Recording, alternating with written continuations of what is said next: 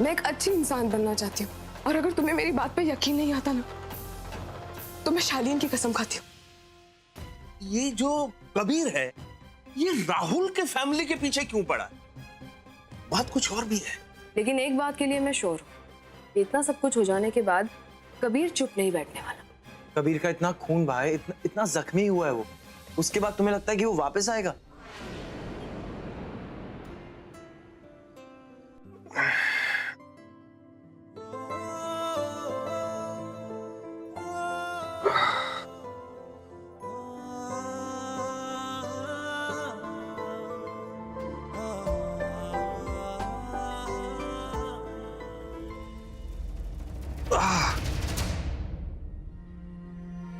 राहुल, राहुल तुम उठने की कोशिश मत करो, बैठे रहो। तुम्हें कुछ चाहिए? पानी? पानी, हाँ। पानी पियो राहुल। Thank you. अब कैसा फील हो रहा है तुम्हें? ठीक हो ना तुम? कबीर का है। उसे शायद उसके साथ ही ले गए, क्योंकि जब मैं बाहर पहुंची तब वहां कोई नहीं था। एक गाड़ी की आवाज सुनाई दी बस। खैर राहुल, तुम उसके बारे में मत सोचो, हम सब ठीक है।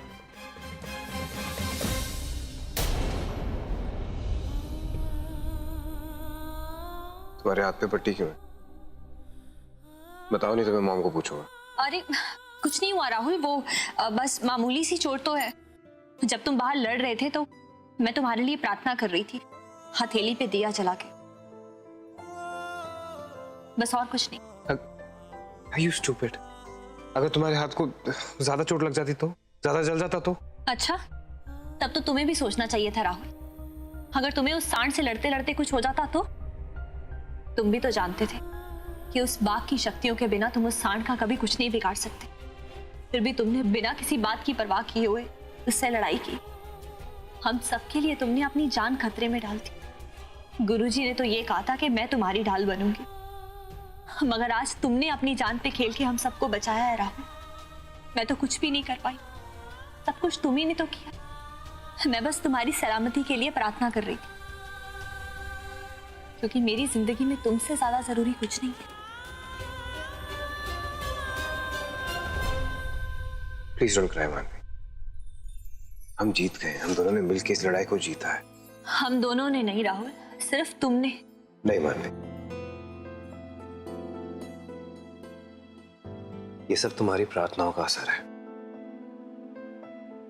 ना? तुम जानती हो, जब मैं उस सांड से लड़ रहा था ना, एक वक्त मैं बुरी तरह से हार चुका था। मेरी चोटें लग चुकी थी, मुझे लग रहा था कि मैं मर जाऊंगा कभी भी। लेकिन फिर पता नहीं कहां से मेरे अंदर बाघ की शक्तियां आई, ठीक वैसे जैसे मैं महसूस करता हूँ जब पूर्णिमासी की रात होती है और जब मैं बाघ बनता हूँ। लेकिन कल पूर्णिमासी की रात नहीं थी। इसका मतलब ये किसी चमत्कार से कम नहीं था। इसका मतलब ये कि तुम्हारी प्रार्थनाओं का असर था। ये तुम्हारा जो अटूट विश्वास है भगवान के ऊपर, माता के ऊपर, ये सब उसी की वजह से हुआ है, सिर्फ मेरे अकेले की वजह से नहीं। मैं उस शैतान को सच में मार देता, लेकिन जैसी मैं उसको मारने वाला था, अचानक मेरी आंखों के सामने एक अंधेरा से आ गया। मेरे अंदर से ऐसे सारी शक्तियां खत्म हो गई। इसका ये मतलब है कि शायद अभी उसके अंत का वक्त नहीं आया है। अगर माता रानी ने तुम्हारे अंदर बाघ की शक्तियां जागृत की थी, तो वो शायद इसलिए की थी ताकि तुम सिर्फ उसे हरा सको। उसके मरने का अभी वक्त नहीं आया है। लेकिन ये वक्त भी सही है मानवी। इस वक्त उस सांड को बहुत चोटें लगी हैं, वो वीक है, और बिना शेर की शक्तियों के, बिना बाघ की शक्तियों के भी मैं उसको खत्म कर सकता हूँ। मुझे अभी जाके उसे ढूंढना पड़ेगा। नहीं राहुल, क्या कर रहे हो तुम? यहाँ से कहीं नहीं जाओगे। पर वो राहुल, मैं बोल रही हूँ ना, पहले तुम ठीक हो जाओ, उसके बाद करना तुम्हें जो भी करना है। और अगर तुमने मेरी बात नहीं मानी ना, तो मैं भी अपने हाथ की पट्टी खोल दूंगी और इस पे दवाई भी नहीं लगाऊं। ब्लैकमेल कर रही हो तुम? बच्ची हो तुम। हाँ, ऐसा ही करूंगी मैं।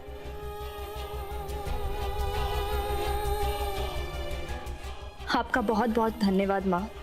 आपने मेरे पति की रक्षा की, मेरे विश्वास को टूटने नहीं दिया आपने, बुराई को अच्छाई पे हावी नहीं होने दिया आपने। अब तो इस कबीर को सबक मिल गया होगा। अब वो दोबारा आपकी शक्तियों से टकराने की गलती कभी नहीं करेगा।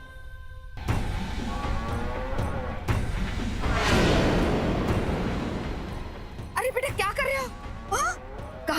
बात है? राहुल को नहीं छोड़ूंगा, खत्म कर दूंगा उसे मैं, और जब तक मैं उसे मारूंगा नहीं तब तक मैं चैन से नहीं रह पाऊंगा। वैसे भी उन लोगों को पता नहीं कि आज पूर्णमासी की रात नहीं है, वो पूरी तरह भाग नहीं बन सकता। मैं उसे खत्म कर दूंगा। और तुम्हारे जख्म अभी भरे नहीं हैं, तुम्हें आराम करना होगा। नहीं माँ, मैं आराम नहीं कर सकता। मैं जब तक उन दोनों को खत्म ना कर दूं मैं चैन से सो भी नहीं सकता, नहीं सो सकता मैं। तुम्हें नींद नहीं आ रही ना? देखो मैं तुम्हारे लिए काढ़ा लाई हूँ, इसे पी लो, तुम शांति से सो जाओगे।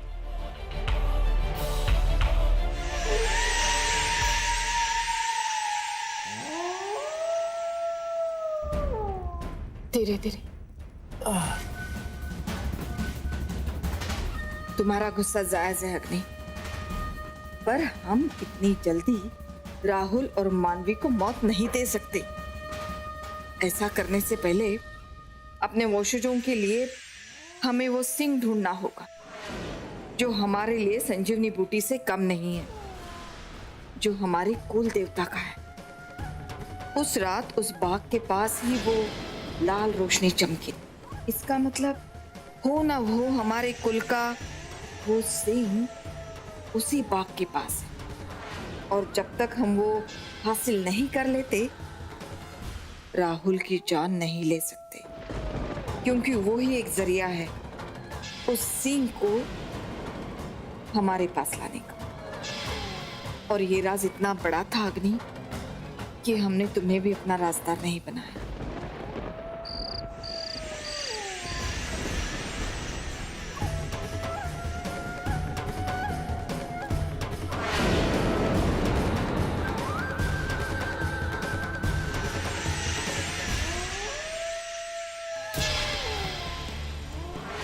अग्नि, क्या हुआ बेटा?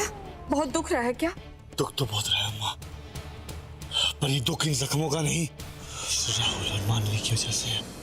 और तब तक ये दर्द खत्म नहीं होगा जब तक मैं उन दोनों को खत्म नहीं कर दूं। नहीं अग्नि, हम उस शेर को खत्म नहीं कर सकते। क्या माँ, बचपन से हमारे दिमाग में बस यही ख्याल रहा है कि उस शेर को खत्म कैसे करना है। हर वक्त हर पल यही मौका ढूंढता रहा हूं मैं कि उसका खून कैसे यहाँ तक लाऊं, उसे चढ़ाकर अपनी बुरी शक्तियों को वापस लेकर आऊं। और आज आप कह रही हैं कि हम उस शेर को खत्म नहीं कर सकते। मेरा मतलब है हम उस शेर को अभी नहीं खत्म कर सकते। कहा था ना हमने कि सही वक्त आने पर हम तुम्हें वो लाल रोशनी का राज बताएंगे जो घाट के शेर के पास से निकली थी। सदियों पहले इस धरती पर सिर्फ पूरी शक्तियों का राज था, और हम सबसे ज्यादा शक्तिशाली जानवर थे। हमारे कुल के लोग जो मन में आए वो करते थे, और उन्हें रोकने की किसी में हिम्मत नहीं थी। जो भी ये जरूरत करता ना, उसे चुप कराने के तरीके थे हमारे पास। कांपते थे लोग हमारे नाम से। देवता के राज में हमारा कुल बहुत खुश था। एक दिन वो आ गया। पुरानी किताबों में लिखा है कि देवी ने वो शेर हम लोगों को मारने के लिए भेजा था, और वो कोई मामूली शेर नहीं था। उस रोशनी से बना हुआ शेर था, उसमें देवी की शक्ति थी। फिर वो शेर एक एक करके हमारे कुल के लोगों पर आक्रमण करने लगा। राजा के होते हुए भी प्रजा कमजोर होने लगी। हम सब लोग डर गए, भागने लगे, छुपने लगे। फिर एक दिन हमारे देवता ने प्रण किया कि वो उस शेर को खत्म कर देगा। पर अगर ये लड़ाई शेर की, इस सब में राहुल का क्या लेना देना? लेना देना है अग्नि, इसलिए उस लड़ाई के बारे में तुम्हें सब कुछ जानना होगा कि उस लड़ाई में क्या हुआ था। हमारे देवता सबसे शक्तिशाली थे। कहते हैं उनके सिंह से टकराने से आग लगती थी। सब कुछ उनके काबू में था। उस लड़ाई में हारने के बाद हम सब बिखर गए। हमें सिर्फ वो हार के बारे में मालूम था। लेकिन जब मैं गुरुजी के पास गई, तब मुझे वहां एक किताब मिली, अंबिका। वो किताब पढ़ने के बाद मुझे पता चला कि हमारे देवता की हार क्यों और कैसे हुई। हमारे देवता की शक्ति उस सींग में थी और शेर ये जानता था देवता को कमजोर बनाने का सिर्फ एक ही तरीका था, उनके सींग को तोड़ना, और शेर ने वही किया।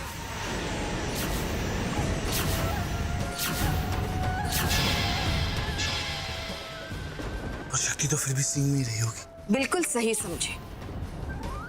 सिर्फ शेर जानता है कि वो सींग कहाँ है, और सींग को लाके ही हम शेर को खत्म कर सकते हैं। अब क्योंकि वो शेर राहुल के शरीर में है, जब तक वो सींग हासिल नहीं होता हम राहुल को नहीं मार सकते। मैं राहुल से तो सींग बहुत आसानी से ला सकता हूँ। मानवी को उठवा लेता हूँ। राहुल मानवी के लिए पागल हो जाएगा।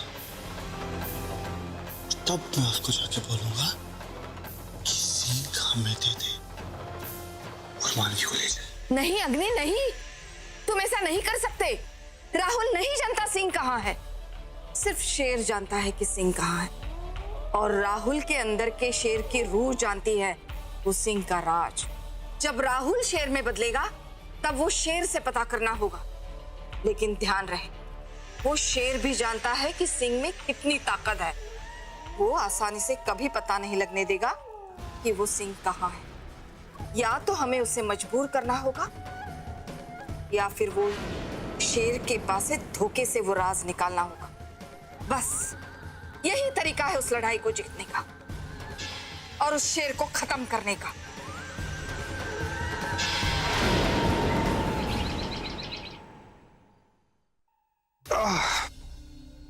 राहुल, क्या हुआ?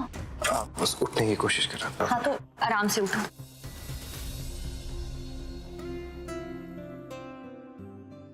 ठीक हो ना? राहुल, एक बात कहूं, तुम्हें किसी भी तरह की कोई भी प्रॉब्लम हो ना, तुम मुझे बता सकते हो, मेरी हेल्प ले सकते हो। किसी की हेल्प लेने से कोई इंसान छोटा या बड़ा नहीं होता। बोलो। सही बोल रही हो। आफ्टर ऑल तुम मेरी पत्नी हो और मैं तुम्हारा पति हूँ, और मदद मांगने से कोई छोटा या बड़ा तो होता ही नहीं। बताओ तुम्हें क्या चाहिए? सुसु। क्या हुआ? ये तुम कैसी बातें कर रहे हो राहुल? तुम अगर मेरी मदद कर दोगी तो मैं छोटा थोड़ी हो जाऊंगा। शर्मा क्यों रही हो? तुमने थोड़ी करना है, मैंने करना है। सुसु।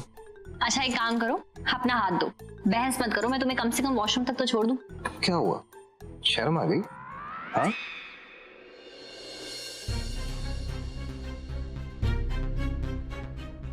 भाभी, सर ने राहुल भैया को बुलाने को कहा है।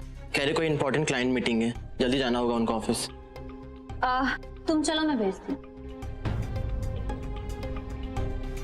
राहुल, कैसी हालत में कैसे जाएगा ऑफिस? आराम से, आराम से बैठो। छोटू आया था? हाँ, छोटू आया था। वो एक्चुअली पापा ने छोटू को फोन किया था, ऑफिस में तुम्हारी कोई अर्जेंट मीटिंग है तो उसके लिए बुलाया तुम्हें। मीटिंग?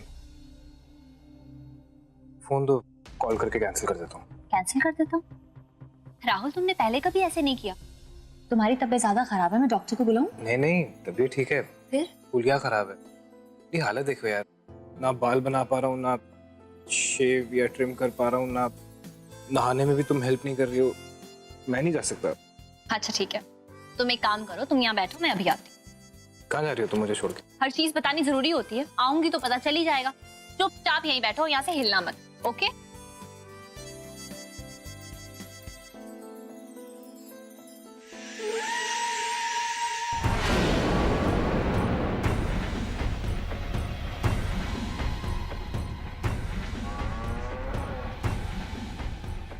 अरे अरे अग्नि, ये क्या कर रहे हो? देखो फिर से खून बहने लगा। हाँ? दर्द कम नहीं होगा अम्मा, जब तक मैं राहुल को खत्म ना कर दूं। ये दर्द कम नहीं होगा। बस हम तो बंदे लेके जाएंगे, राहुल को उठा के यहीं लेकर आएंगे। फिर देखना, पूर्णिमा की रात जब वो शेर के रूप में आएगा तो उससे पूछेंगे कि सिंह कहाँ है। जब वो सिंह के बारे में बता दे, उसके बाद उसे भी खत्म कर देंगे। मानवी उसकी ढाल है। मानवी को खत्म कर दे पहले। खुद की तरफ देख, इतना खून बह रहा है और दूसरे के बारे में सोचेगा तू? ये जख्म तब तक नहीं बढ़ेंगे अम्मा, तब तक नहीं बढ़ेंगे जब तक मैं उनको खत्म ना कर दूं। तब तक मैं चैन से जी नहीं पाऊंगा। हमने तो सोच लिया है कि अब क्या करना है। सुनो, सबसे पहले तो हम मानवी को उठा के यहाँ लेकर आएंगे। एक बार हम मानवी को उठा के यहाँ लेकर आ गए तो राहुल उसे लेने यहाँ जरूर आएगा, शेर के रूप में। लेकिन शेर मानवी के लिए क्यों बताएगा राज? बताएगा, जरूर बताएगा। मैंने खुद देखा है उसे। जितना राहुल मानवी की परवाह करता है उतना वो शेर भी करता है।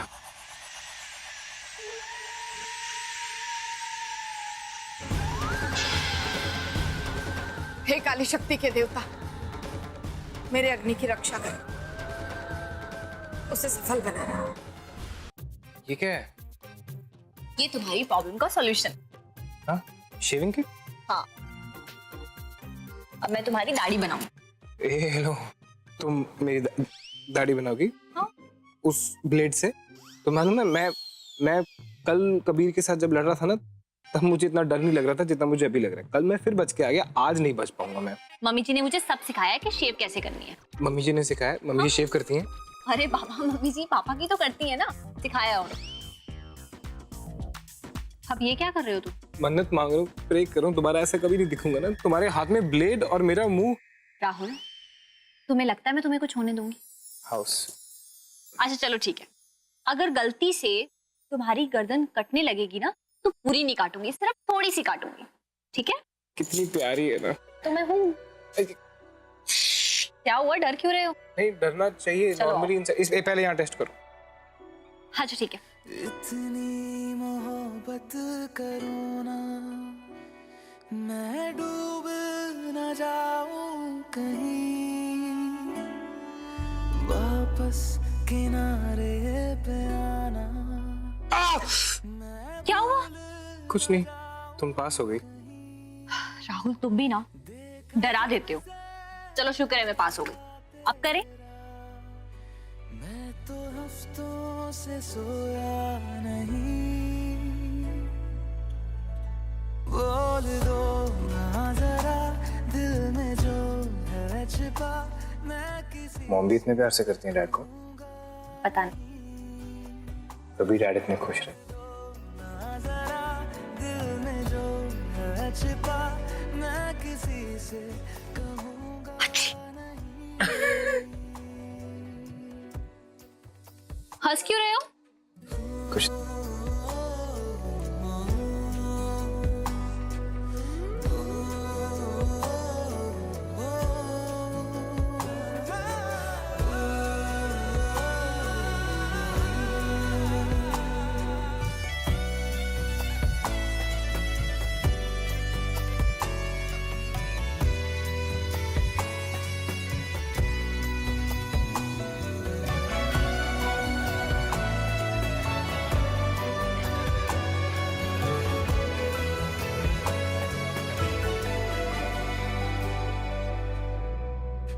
भाभी जी, सोनाली मैम आपको बुला रही है। अच्छा छोटू, एक काम करो, तुम इनकी शेव कर दो। ए, चल मेरी शेव कर लो, खुद कर लूंगा मैं। Thanks for your help.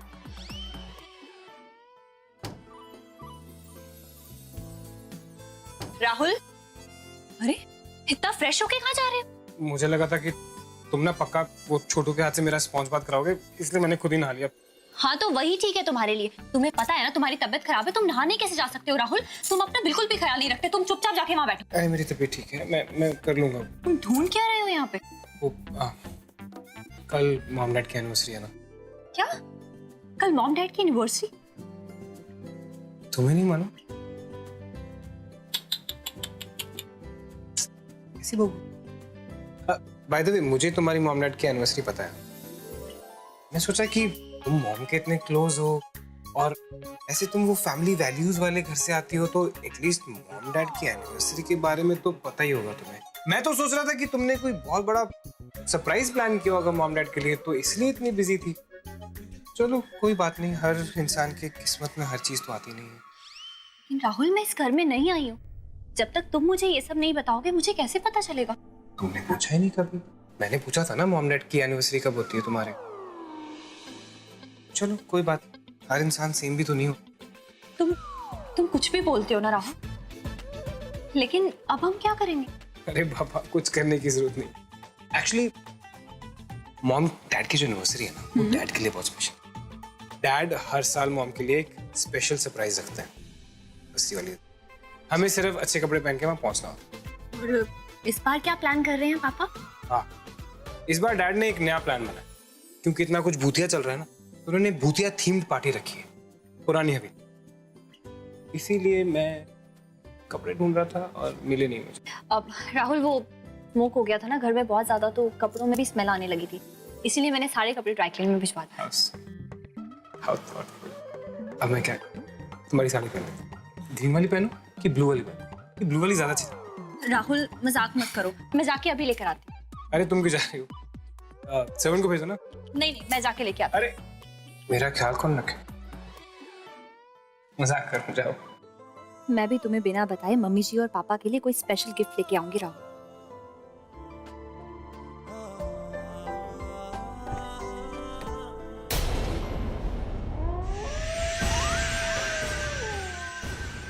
Rahul, मानवी, आज तक तो चुप के वार कर रहा था मैं, और अब खेल आमने सामने होगा। अपनी उल्टी गिनती गिनना शुरू कर।